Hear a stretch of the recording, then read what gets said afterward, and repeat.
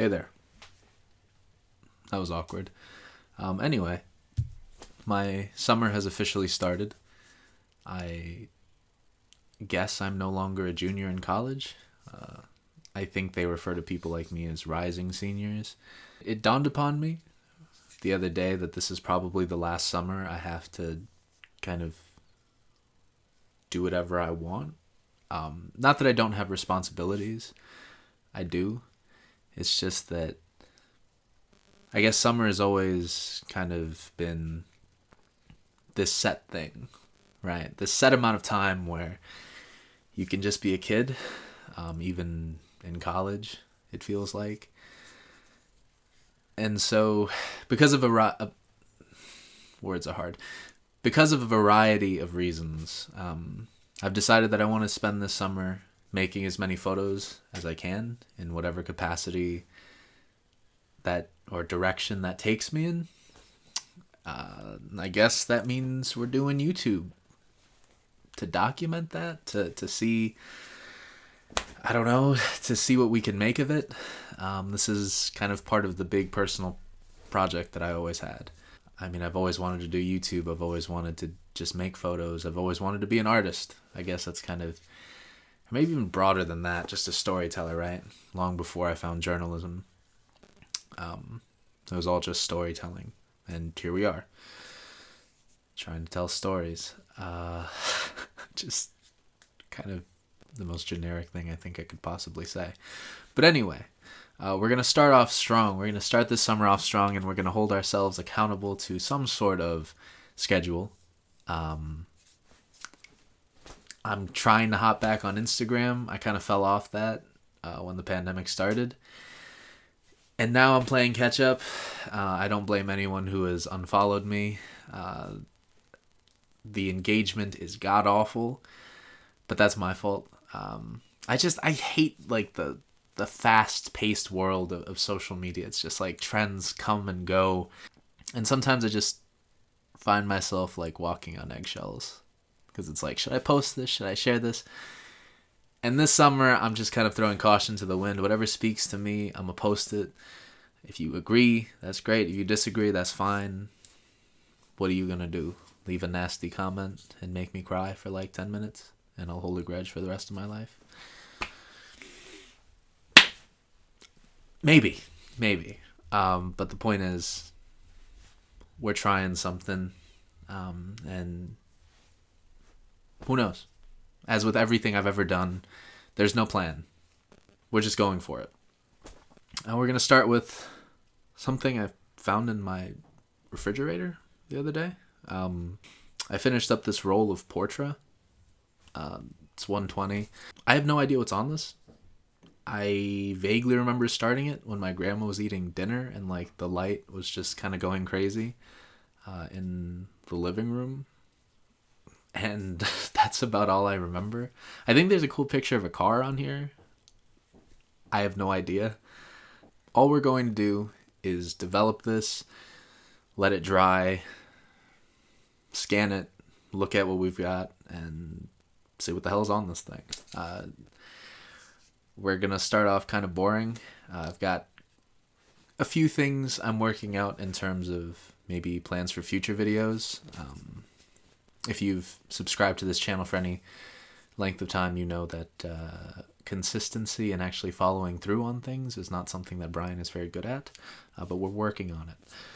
But we're going to start off kind of boring, so if this is definitely not indicative of the stuff that we're going to be doing in the future, later on this summer. But let's develop this role. Let's look God, words are hard. Let's look at what's on it, and then let's just call it a day, because I am tired. So I don't know. Transition.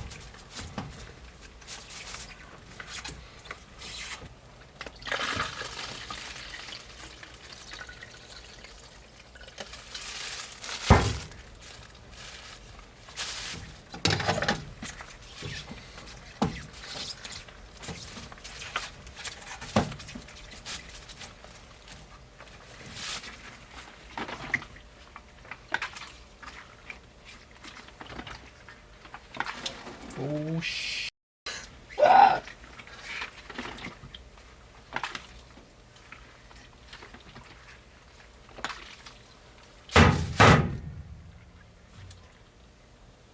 I don't know if you saw that, but that's what happens when you don't close the lid on, and that usually scares the living shit out of me.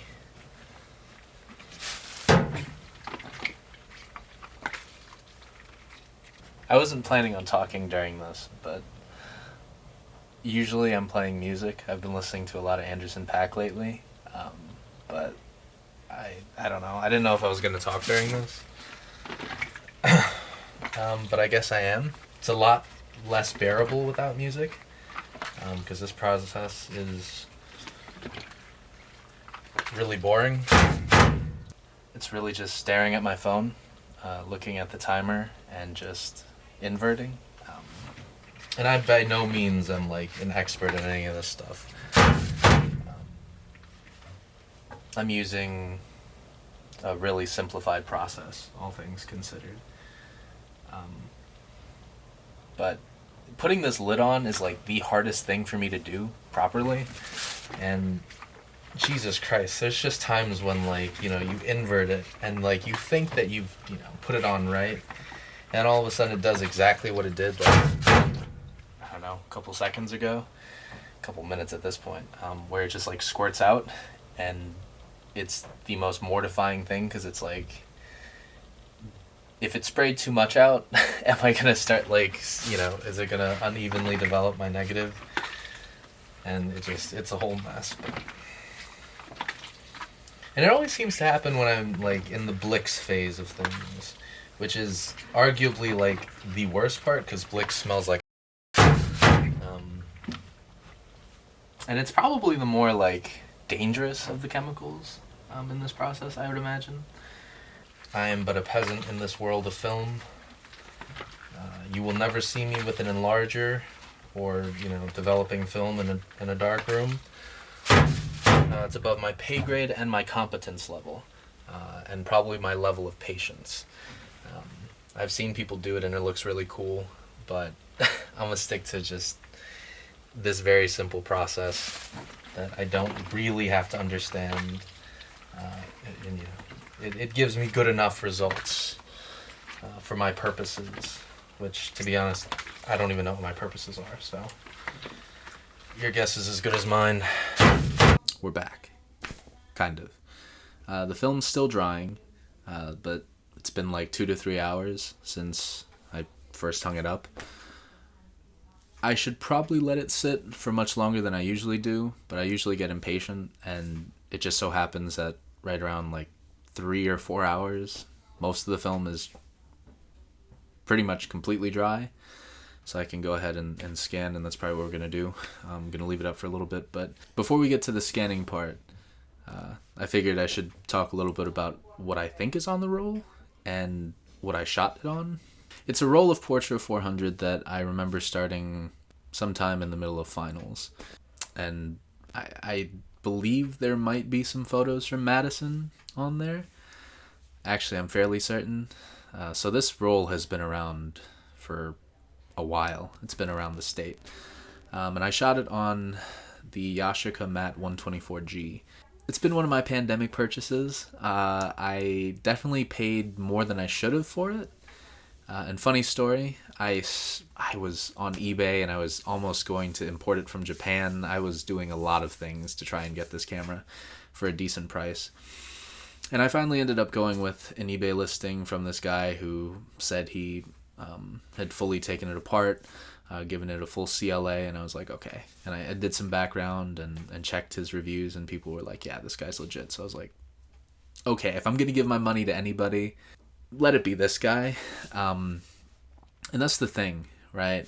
Yeah, like, sure, you can buy like a really cheap camera that's like busted, and then, it works, but it needs to be cleaned, or something needs to be replaced, and then before you know it, that thing costs more than what it would have if you would have just bought the thing in a better state to begin with. And I speak from personal experience that we'll get to That's a story for another time. It involves another camera, actually, another pandemic purchase that I shouldn't have made, but I did, and here we are. Funny story though. When I was looking for this Yashica Mat 124G, first of all, like on eBay, I just get nervous and I don't like bidding on things. I like to buy it now, and I know people are probably like, why are you on eBay then? If you're not going to participate in auctions. But auctions just make me very anxious. I'm the type of person where if I set this, I will keep looking at it until it's over, and I can't just, place my bid and let it go. But I do regret it because there was somebody, somewhere in the Midwest, they were selling 2 Yashica Mat 124Gs. Actually, I think one of them was... There's one version without the meter. I think it's the Yashica Mat 124 minus the G. I don't know what the G stands for. Actually, that's a good question. What does the G stand for? You'd think I'd know by now. But anyway, they were selling 2 of them, and I was really intrigued because I thought it would make an interesting story.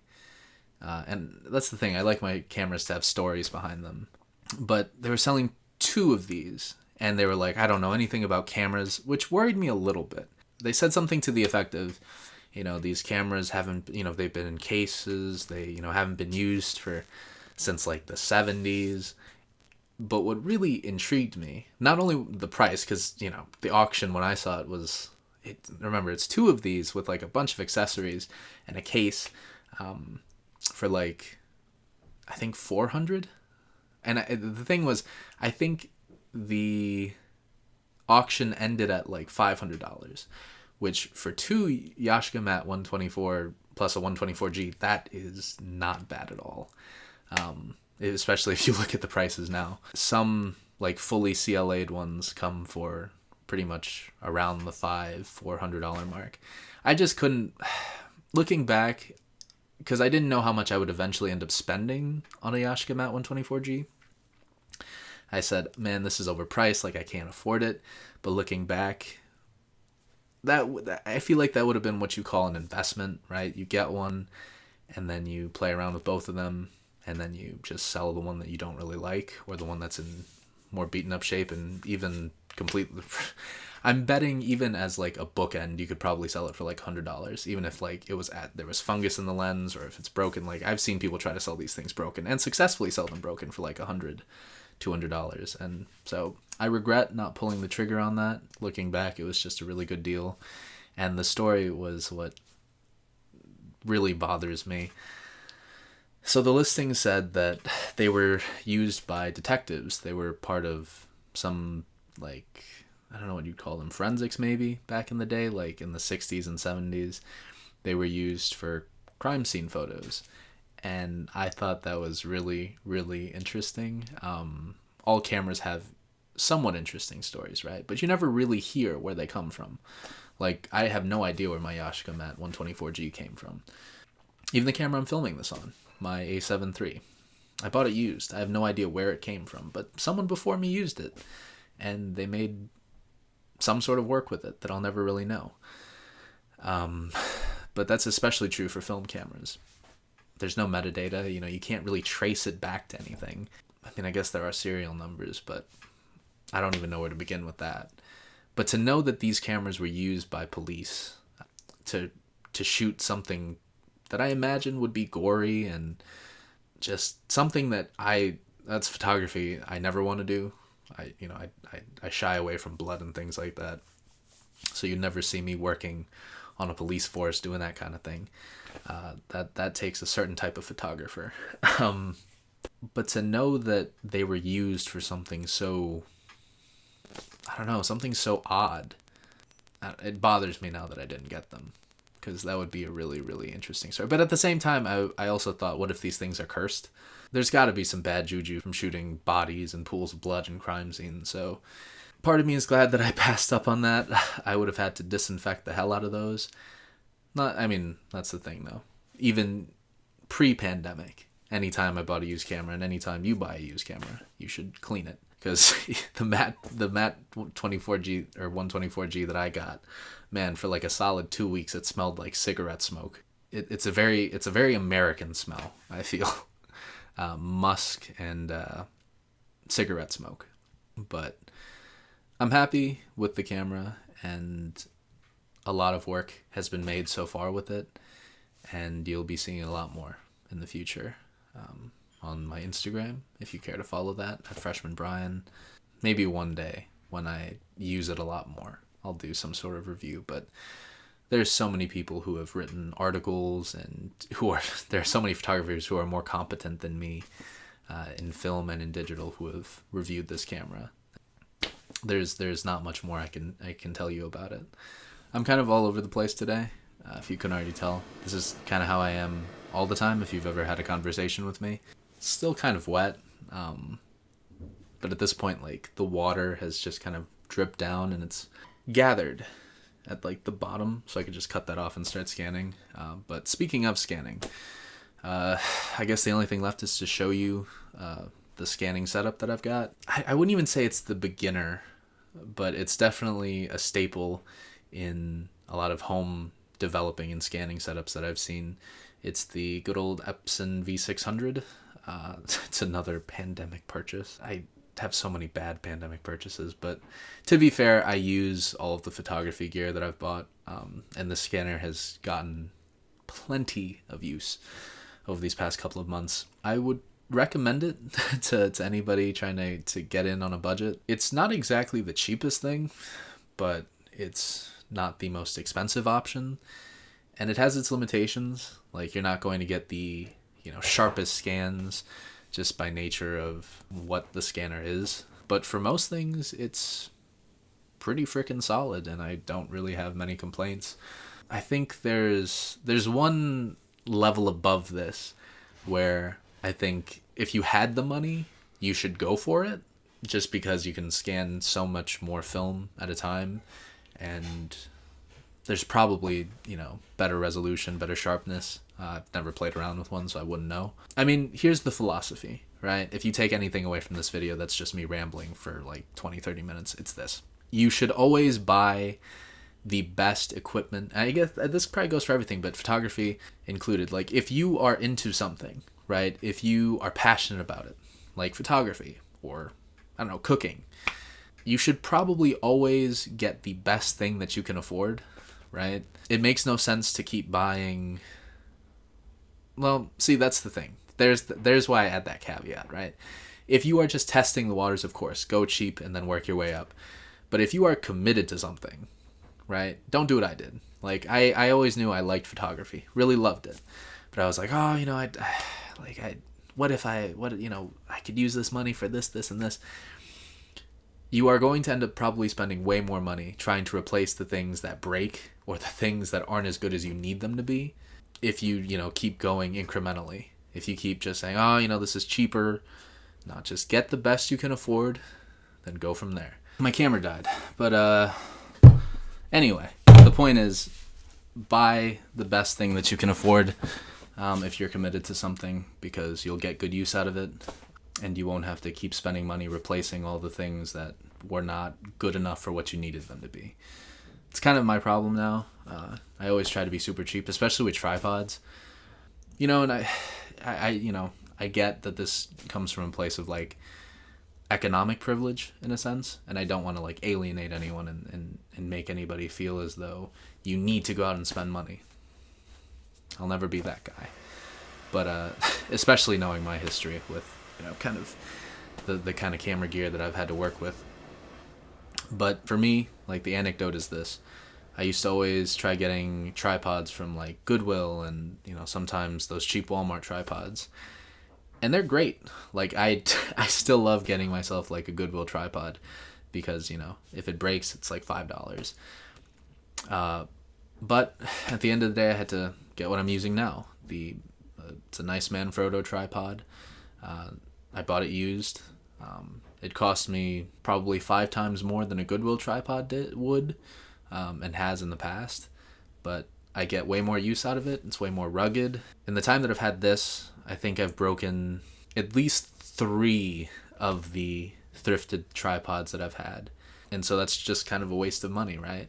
If you can just get a really solidly built one, or get one, again, the best that you can afford with the money that you have at the moment, And if at the moment you can't really get anything that you want, save up. That's kind of how I got the camera that I got here. It took a lot of grinding, and it came in the nick of time. I upgraded from my A7 for... I always come back to this, but before I started doing or shooting for a school magazine last semester, and that made all the difference. I love my A7 to death, but there are limitations to some things, right? In terms of resolution, in terms of just battery life, in terms of what you need it to do. Again, for me, it's always, what do you need your gear to do, and how can you make sure that your gear is working for you and what you have at the moment financially and where you're at financially.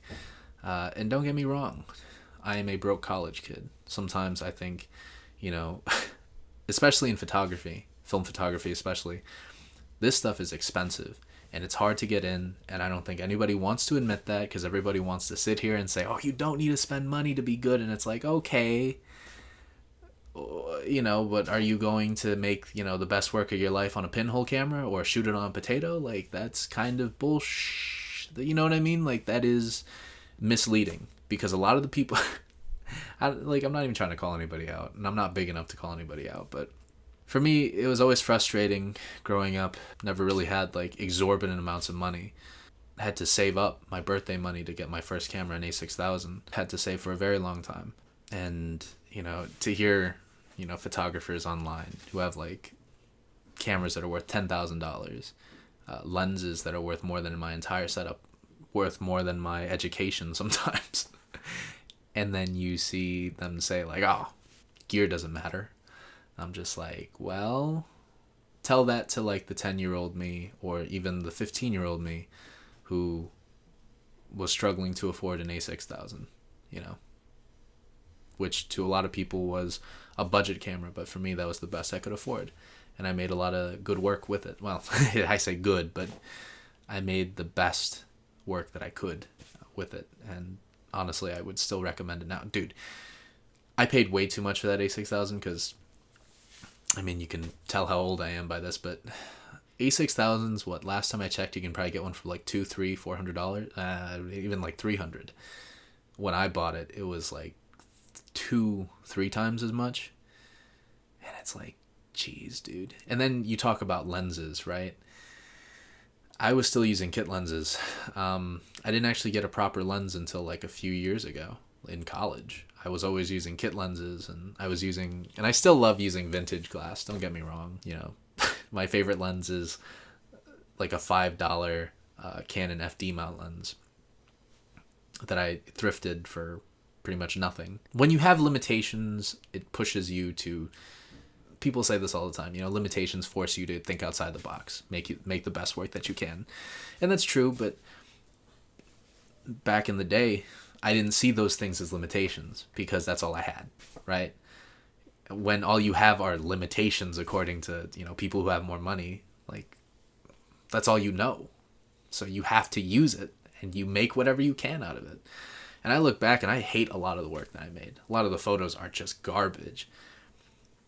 But that helps me appreciate more when I have tripods like the one I'm using now. When I have this nice lens, which it's nice, but I wish I'm saving up to upgrade to something else, because this lens is not native to this camera, and so it's autofocus is sometimes terrible, and I actually can't autofocus with video. So yeah, it's a glorified manual lens at this point. So if I'm out of focus, that's why. That turned out to be a really long rant, but by now the film should be dry, and Brian doesn't have to keep talking. So we'll be back. All right, so I'm probably not going to record all of this, or at least talk through all of it, but we've got our film cut up here. I did it the quick and dirty way, with the scissors, which I'm sure people will be mad about, if anybody ever sees this, that is. But we've got that. We've got our nice little 120 film holder here. I don't know, I guess really just to show you, if you've shot film and you've scanned film, this is nothing new to you, but I don't know, I kind of hope with these videos I can kind of bring people in who haven't really shot film before, or who don't really care about film. I feel like this is just kind of one of those things that's cool for everybody, you know. So you put it in.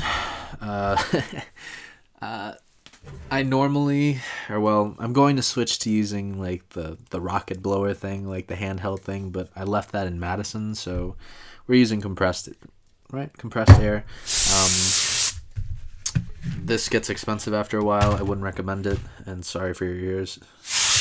Oh, jeez. See, the thing...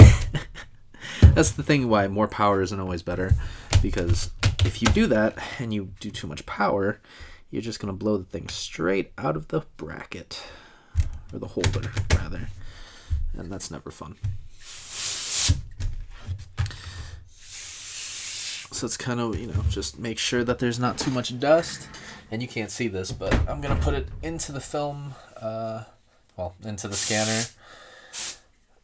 Make sure that as much dust is out of the way as possible. Lay it flat. Make sure that it's aligned right. And then we go into Epson Scan 2. I don't use any other software. I think there's another one. I think it's like ViewScan or something.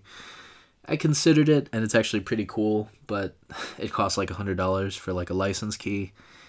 And your boy don't got that kind of money. So we run in with Epson Scan 2, and it works well enough. We've got everything set up. We're going to be scanning these as TIFFs.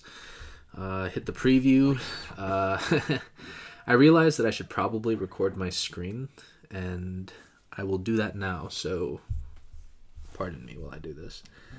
So we did the preview scan, and this is what we've got here. What we do here is simple. Just make the selections. I tend to be a little generous because I'm going to crop these later just so I have everything. These are in square format, which is something I failed to mention when I was talking about the Yashica earlier. The Mat 124G shoots in 6x6, so that gives you 12 exposures per roll, which is actually pretty nice.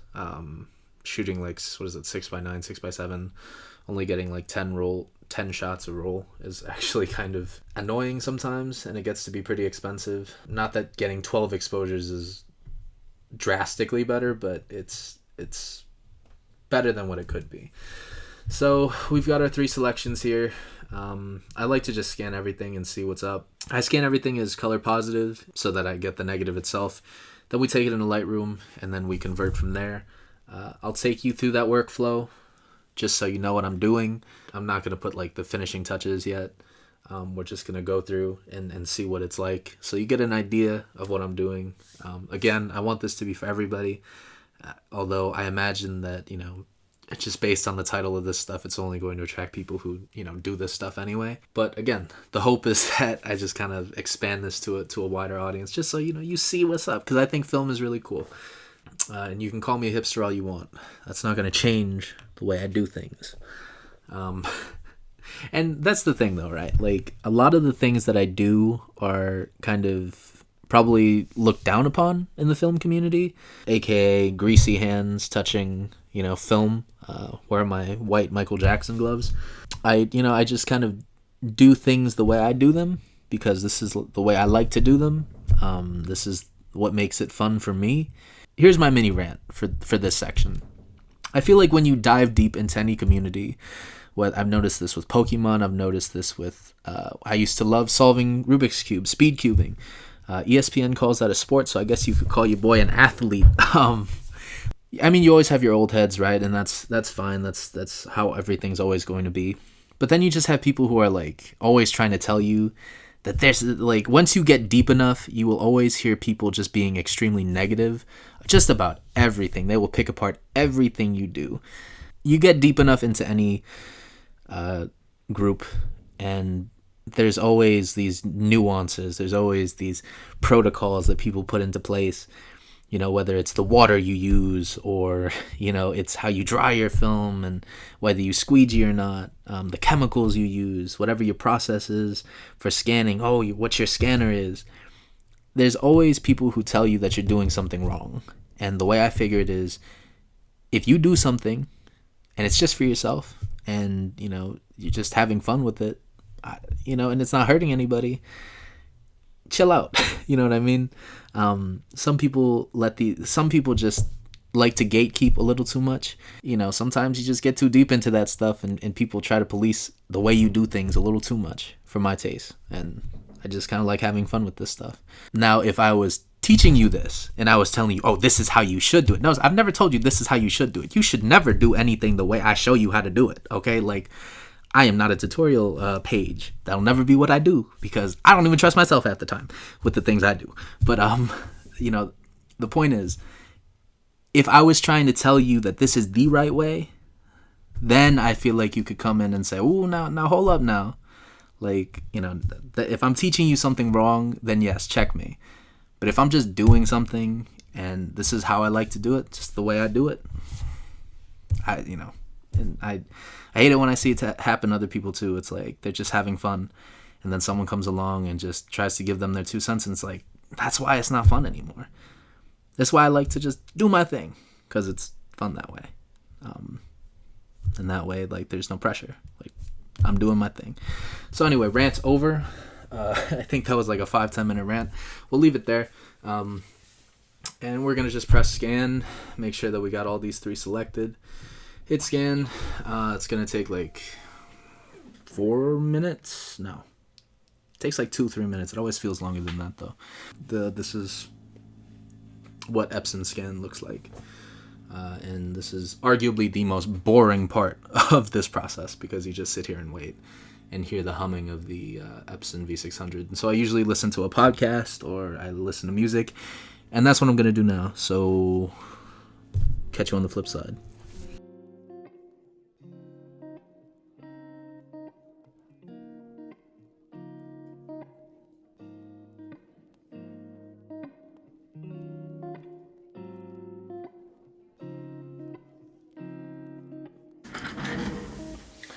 Alright, so I'm not going to turn on my mic for this, so sorry for the dip in audio. Not that it was any better before, but I've got everything sleeved up, everything is scanned. I guess another part of this section of the workflow is throwing everything into these archival sleeves by, I don't know, Print File, I guess is the brand. I got a bunch of them here, some for $35, some for $120. I mean, they're not like the cheapest thing in the universe, but they're also not the most expensive thing. And I can't really think of any other way to store film. I mean, I guess you could hang it all, but that would be a mess, and that really wouldn't preserve them in any meaningful way. This just keeps dust off them, keeps them kind of organized. I haven't figured out a naming system, which is going to be really wacky.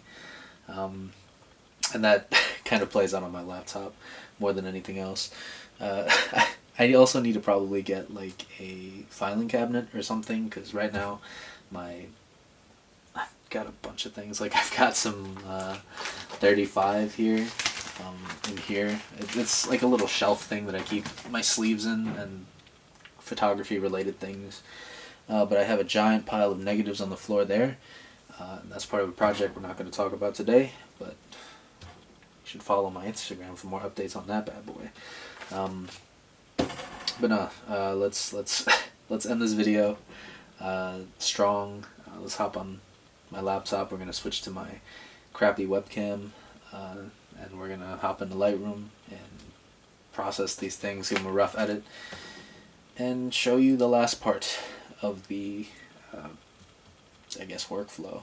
I don't know how this turned into a workflow video, but it's been a long one, partially because of my propensity to rant and just go on a million different, like, winding paths, instead of just, like, sticking to the subject. But anyway, let's not drag this out any further. Alright, see you then. Alright, so welcome to Lightroom. This is the final step in this very seemingly long process. It actually isn't all that bad when you are in the swing of things and you're not recording it and you're not filming it. But it's been fun kind of taking you step by step through this. Hopefully this is something that interests you. So we take all the negatives into Lightroom, where all the magic happens, both digitally and I guess analogly, if that's even a word. Let's see. So we're just gonna crop it as a square. Looks a little crooked, but here's my first step. I always just go in and I just crop. That does look a little off, doesn't it? I can fix that later, but for that one it was a little more difficult because it's kind of hard to define, but also also doing the rotations. This one should be interesting. It looks like we caught like a flare from the sun cutting through the window, so this is either going to be really cool or really bad. Let's see. I think that's the correct orientation. I remember shooting it like this. So just quick rotate and crop.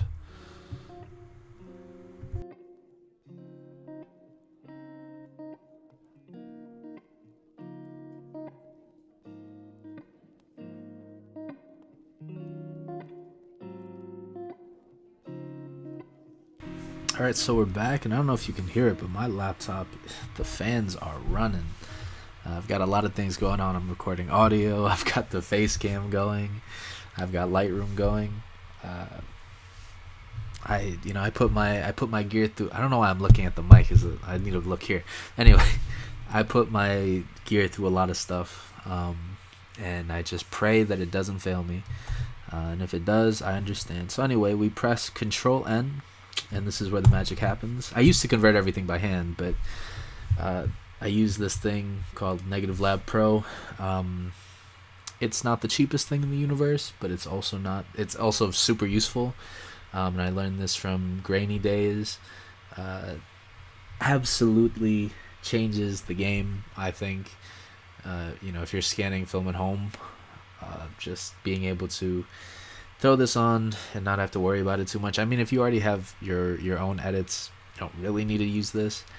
But I mean, you just hit convert and you just kind of let it do its thing. And I mean, I could walk you through how I used to do it, but that would kind of be a pain, and it doesn't really make sense anymore because I don't do it. And again, this isn't a tutorial. This is just me walking through it with you. Even though that wasn't the original intent of this video, but it's quick. I mean, it's only 12 photos. When you do this for like a roll of 36, like 35mm, that's when it gets kind of wacky. But for something like this, super quick, super easy, and all you have to do is tweak it a little bit after. And honestly, that's all I'm looking for in a workflow.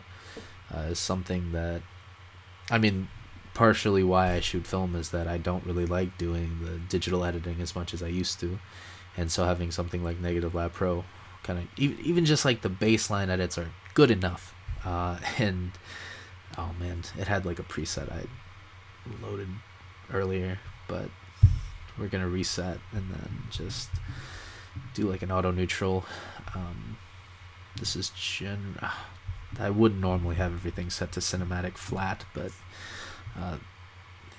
that's fine for this purpose. Now, this is what you could do, right? So back in the day, before Negative Lab Pro, just take these two.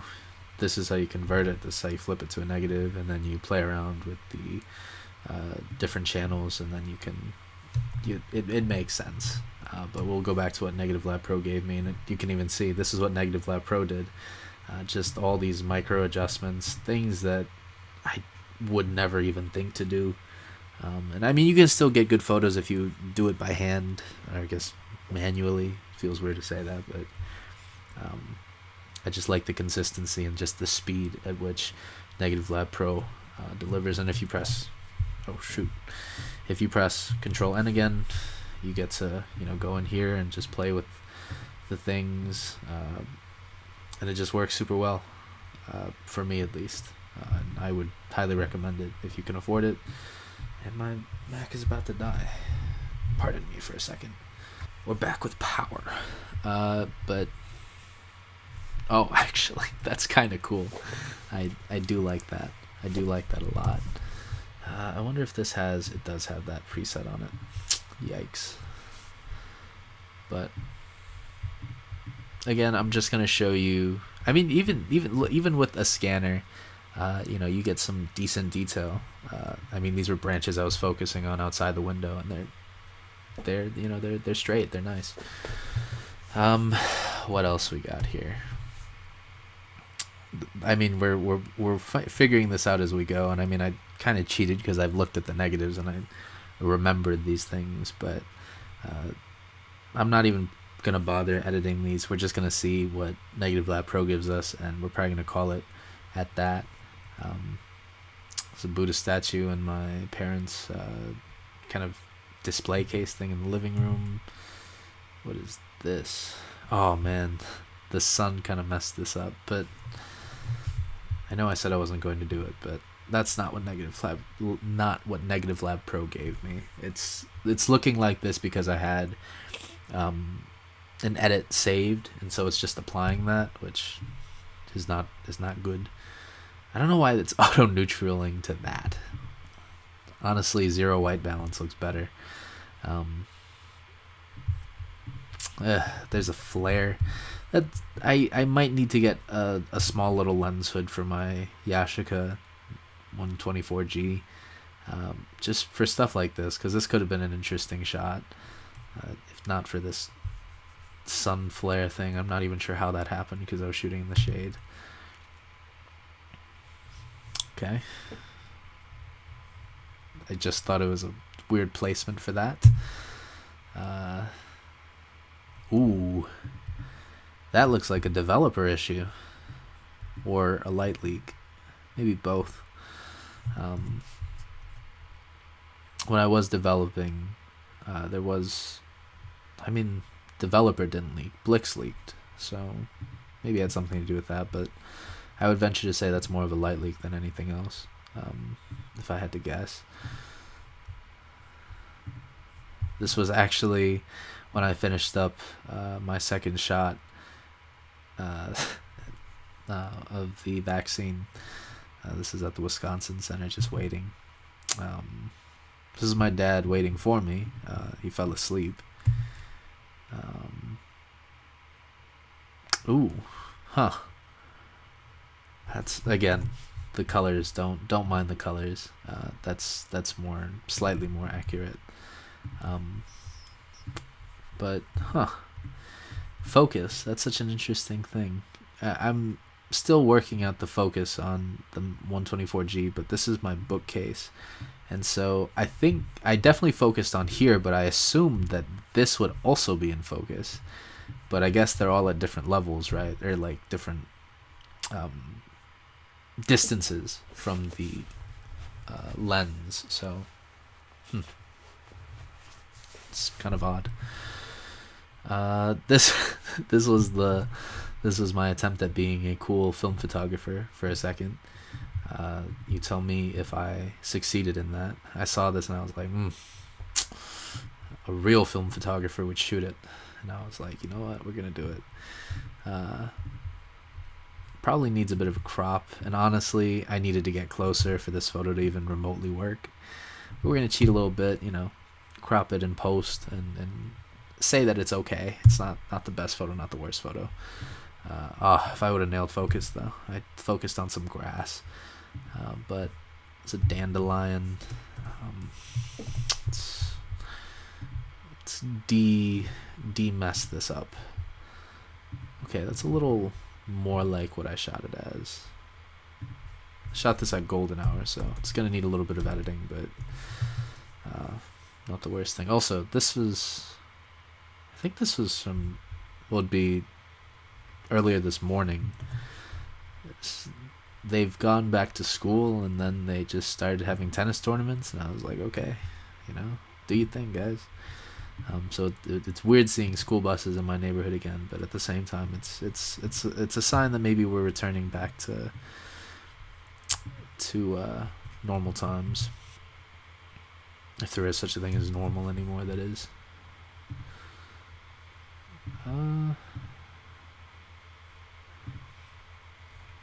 kind of like the Dairyland. This was so hard to meter for, but I managed to get it right, thankfully. So here it is. We're gonna roll through these. This was the thing that started it all off, and it's hella underexposed. Is my grandma eating dinner? Golden hour. Again, all these things need to be adjusted. Here's an interesting light flare, I guess. Buddha statue. This was in Madison. Sun flare really messed this up. Kind of an okay photo of a picnic table on the water. Photo of a chair. Photo of my dad sleeping in a chair. Mainly out of focus bookcase with all that Naruto. Yes, I used to be quite the manga and anime connoisseur. Not anymore, sadly. This is probably the best photo of the set. I don't know how to feel about that. I wish I had nailed focus. It's hard sometimes because you look down through the ground glass, right, with the TLR, and then then you move it, and then it's like just slightly will mess up your focus sometimes, especially if it's something like that. I actually kind of like this photo. Something about it is just it gives me kind of interesting vibes. I also do kind of like this. It's all right. It's an okay set. Again, this was shot during finals and just kind of over the past couple of days, even weeks. But I guess we can end this video out. Thanks for sticking around. It's probably going to be a long one, given that I was taking you through each and every step minus shooting. It's a chill video. Again, I've been pretty tired, just kind of recovering from finals and being done with a long semester and just a long year in general with school. All virtual, pretty much. I had one class in person 1 semester ago, and then after like one class, we just decided to call it quits because that was, in the middle of, cases rising, and we just called it quits. So it's just been a lot of Zoom. Again, this summer I want to try my hand at this YouTube thing. People have supported me a lot over the past couple of years, and I've built my subscriber count is it's in the tens, which is kind of weird given how sporadically I post. But hey, this is my last summer to kind of give this photography thing a go as an art thing and maybe make something out of it, and just kind of tell stories and share my processes with you. And this is what I hope will be the start of that. These videos won't all be this long, and I've got some more interesting kind of shooting ideas to bring you along to see. It's not all going to be like this, and now that you've seen my workflow, there's really no reason to come back and return to it. Be plenty of rants in the future, plenty of just me kind of going off the rails and talking about whatever, as I have in this video. And I'm just trying to build my camera presence a little more. This virtual thing ain't going away even after this pandemic is over. We're still gonna have virtual meetings, and I need to improve the way I talk, just being a little more comfortable in front of the camera, and also working on my filmmaking skill set. Video is something that's difficult for me, something that I haven't dedicated enough time to, and so through these maybe I can build a few skill sets. If I build a following, that's cool, but at the end of the day, it's just me sharing stories, and I'm super appreciative that you stuck around this long. Follow me at Freshman Brian on Instagram, and I'll post probably a few of these with finished edits. Try to cross promote, try to build the following. For whatever reason, I've been away from social media a long time, but I realized that I can't avoid it, and instead of avoiding it, I should do it my own way, in a way that makes me feel comfortable, in a way that makes me feel happy. I'm not the cool Instagram photographer. I never have, I never will be. I'm never going to travel to a mountain and make a cup of coffee on a cliff and take a photo of that, because one, I don't drink coffee, and two, I'm too broke to go to a mountain. So this is what we got, and we're working with it. And I hope this summer you come along with the journey. You know, leave a comment, tell me how you feeling, tell me if you have any suggestions, and thank you again. It means the world that someone would listen to me and take an interest in what I'm doing. Again, don't take this as a tutorial. This is just me giving you my 2 cents and taking you into my world for a little bit. I'll catch you next time. Peace.